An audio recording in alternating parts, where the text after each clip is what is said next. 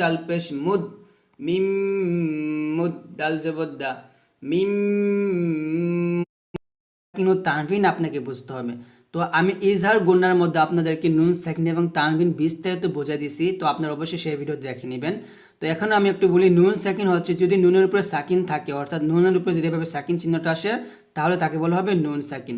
আর তানভিন হচ্ছে দুই জবর দুই জে দুই পেশকে বলা হয়, অর্থাৎ হরফের উপর যদি দুইটা জবর থাকে, এভাবে দুইটা পেশ থাকলে অথবা দুইটি জের থাকলে, এভাবে যদি দুইটি জের থাকে তাহলে ওইটাকে বলা হয় তানভিন। তো এই নুন সাকিন এবং এই তানবিনের পর যদি ইদগাম গুণ্য হরফ আসে তাহলে ইদগাম গুণ্য করতে হয়। তো এখন আমরা জানবো ইদগাম বিষয়টা কি। দেখুন এখানে লেখা আছে, স্পষ্টভাবে লেখা আছে ইদগাম। ইদগাম অর্থ মিলিয়ে পড়া, অর্থাৎ ইদগাম অর্থই হচ্ছে মিলিয়ে পড়া। আপনাকে মিলিয়ে পড়তে হবে, ইদগাম অর্থ মিলিয়ে পড়তে হবে। গুণ্য করেন না করেন আপনাকে অবশ্যই কি করতে হবে, মিলিয়ে পড়তে হবে। তবে ইদগাম আবার দুই প্রকার। ইদগাম কয় প্রকার? এখানে দেখুন ইদগাম দুই প্রকার। প্রথমটা হচ্ছে ইদগামে বাগুন্না, অর্থাৎ বাগুন্না এবং বেলাগুন্না। অর্থাৎ একটা নাম হচ্ছে ইদগামে বাগুন্না, আরেকটা নাম হচ্ছে ইদগামে বেলাগুন্না। ইদগাম হচ্ছে দুই প্রকার, একটা নাম হচ্ছে ইদগামে বাগুন্না এবং হচ্ছে ইদগামে বেলাগুন্না। ইদগাম অর্থ কি? মিলাইয়া পড়া। আর ইদগাম কয় প্রকার? দুই প্রকার। কি কি? ইদগামে বাগুন্না এবং ইদগামে বেলাগুন্না। তো ইদগামে বাগুন্না হরফ হচ্ছে চারটি, ইদগামে বাগুন্নার হরফ চারটি, আর ইদগামে বেলাগুন্না হরফ হচ্ছে দুটি। তো আমরা প্রথমে ইদগামে বাগুন্নাটা শিখবো, তারপর ইদগামে বেলাগুন্না শিখবো। দেখুন ইদগামে বাগুন্না হরফ কয়টা? চারটা। কি কি? ইয়া, মিম, ওয়াও, নুন, অথবা মিম নুন ওয়াও ইয়া, এভাবে বলতে পারেন। আমি এভাবে বলি, মিম নুন ওয়াও ইয়া। তো এই চারটা হচ্ছে কি হরফ? ইদগামে বাগুন্নার হরফ। তো আপনাকে অবশ্যই অবশ্যই এই চারটি হরফ আপনাকে মুখস্থ করতেই হবে। আর ইদগামে বাগুন্না অর্থ হচ্ছে মিলাইয়া গুন্না করে পড়া, অর্থাৎ এখানে দেখুন লেখা আছে তাসদিদ দিয়ে গুন্না সহ মিলাইয়া পড়তে হয়। ইদগামে বাগুন্না অর্থ কি? মিলাইয়া গুন্না সহ করে পড়া, অর্থাৎ তাসদিদ দিয়া গুন্না সহ মিলাইয়া পড়তে হয়।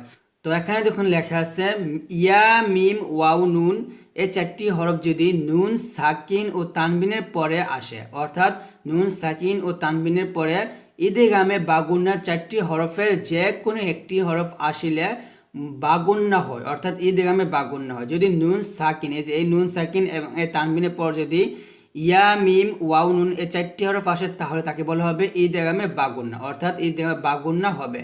আর ইদগামে বাগুন্না হলে তাসদিদ দিয়া গুন্না সহ মিলিয়ে পড়িতে হয়। তো এখানে দেখুন এই যে এটা হচ্ছে নুন সাকিন, এটাকে কি বলা হয়? নুন সাকিন বলা হয়।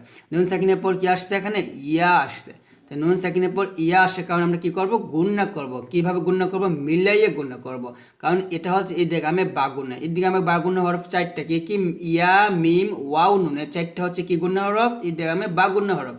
তো যখনই নুন সাকিনের পর অথবা তানবিনের পর এই চারটি হরফ থেকে যে কোনো একটি হরফ আসবে তখনই তাকে বলা হবে ইদগামে বাগুন্না, আর মিলিয়ে গুণনা করতে হবে। যেমন মিমকে ইয়াকে ধরবে, মিম ইয়া জবর মাই, মাই, এভাবে মিলাইয়া ধরে রেখে গুণনা করবেন। মাই, এটা হবে না, মাই, এভাবে। মিম ইয়া জবর মাই, ইয়া ফা জবর ইয়াফ, ইয়াফ, এভাবে মাই ইয়াফ। আইন জবর আ, লাম পেশ লু, মাই ইয়াফ আলু, আলু, মাই ইয়াফ আলু। তারপর দেখুন নুন সাকিনের পর মিম আসছে। তো মিম কার হরফ? এই যে ইদগামে বাগুন্না হরফ। তাহলে এখানে এই মিমকে ধরবে এবং গুন্না করতে হবে। মিম, মিম যে মিম, এভাবে। নুন সাকিনের পর ইয়া আসছে, নুন সাকিনের পর মিম আসছে, এই জন্য কি গুণ্য হয়েছে? ইদগামে বাগুন্না হয়েছে। মিম, মিম যে মিম, মিম গুণ্য করতে হবে। মিম দাল পেশ মুদ, মিম মুদ, দাল জবর দা, মিম মুদ্দা, কাফ জের কি? র দুই জের রিন, মিম মুদ্দাকিরিন, মিম, এই যে ধরে গুণনা করবেন।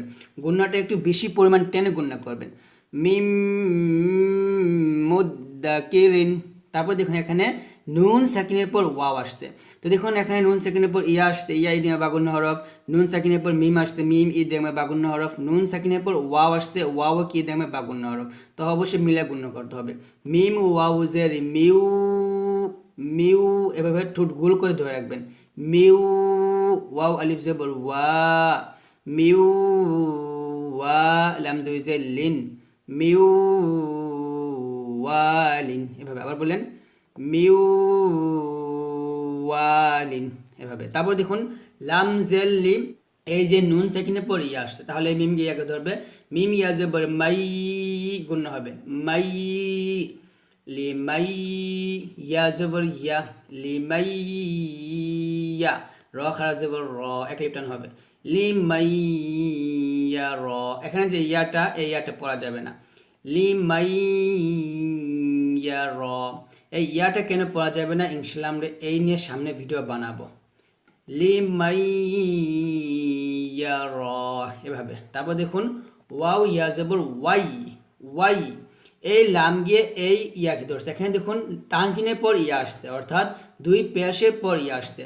তো আমরা কিন্তু আগে শিখছি যদি নুন সাকিন এবং তানভিনের পর ইয়া আসে তাহলে কিন্তু গুণনা করতে হবে, অর্থাৎ নুন সাকিন অথবা তানভিনের পর যদি এই চারটা হরফ আসে তাহলে গুণনা করতে হবে। তাহলে এখানে আমরা একটা পেশ দিয়ে এই ইয়ার সাথে মিলাবো এবং গুণনা করব। ওয়াও ইয়া জবর ওয়াই, লাম ইয়া পেশ লুই, লুই, এভাবে। এখানে যদি একটা পেশ আসতো তাহলে গুণনা হইতো না, দুইটা পেশ আসার কারণে আমরা গুণনা করতেছি।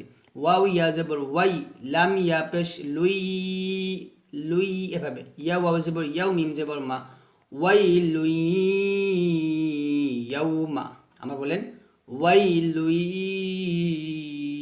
ইয়াউমা, এভাবে আপনারা গুণনা করবেন। তারপর দেখুন নুন সাকিনের পর নুন আসছে, অর্থাৎ নুন সাকিনের পর যে নুন আসে তাহলে তাকে কি বলা হবে, ইদগামে বা গুণনা বলা হবে।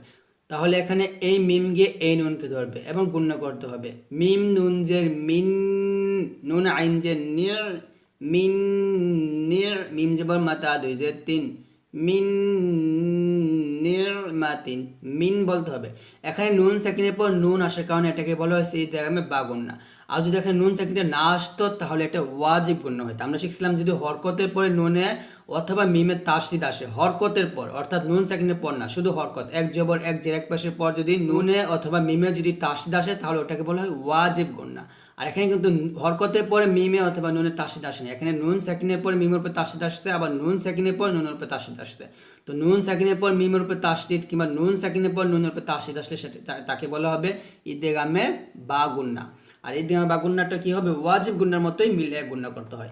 মিম মুদ্দাকিরিন ইদগামে বা গুণনা, আবার মিন নিরমাতিন এটা কি হবে, ইদগামে বা গুণনা হবে। ওয়াজিব গুণনার মতোই গুণনা করতে হবে, তবে নাম হবে ইদগামে বা গুণনা, কারণ নুন সাকিনের পর মিম আসার কারণে, এখানে নুন সাকিনের পর নুন আসার কারণে।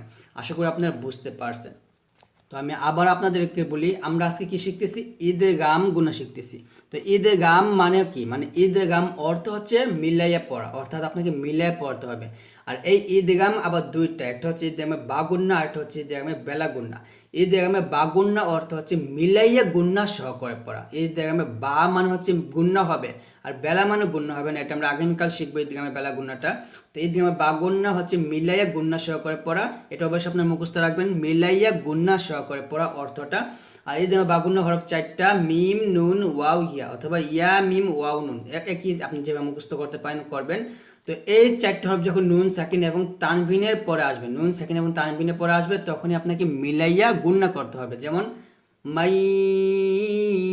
ইয়াফআলু মিম মুদ্দাকিরিন মিওয়ালিন লিমান ইয়ারা ওয়াইলু ইয়াউমা মিন নিরমাতিন, এইভাবে আপনারা গুণনা করবেন। তো আশা করি আজকের এই ভিডিওটি আপনাদের কাছে অনেক ভালো লাগে।